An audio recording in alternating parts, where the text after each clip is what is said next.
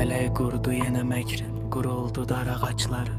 İtirmiş rəhmini insan, kəsildi ar ağacları.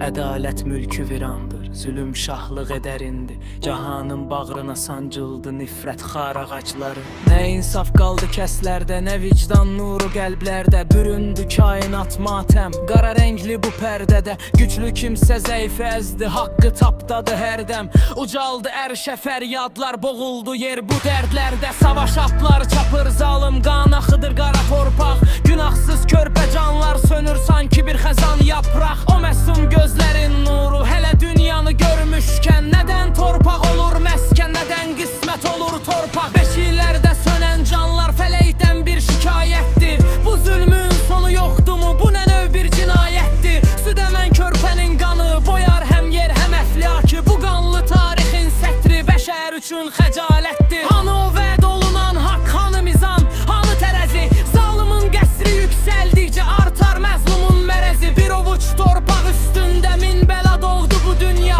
İnsan mı yoxsa bir div mi yıxdı bu saf bərqərarı? Anasız qaldı körpələr, gözü yaşlı, qəlbi parə. Göyün üzü buludlandı, tapılmadı buna çarə. Silah səsi boğar dildə olan hər nazlı laylanı. Dünya bir kör quyu oldu, çəkdi hamını kənarə. Baxa bülbül ötən bağda kəfən geymiş fidanlar var. Məzar daşında ismi yox, itkin getmiş ünvanlar var.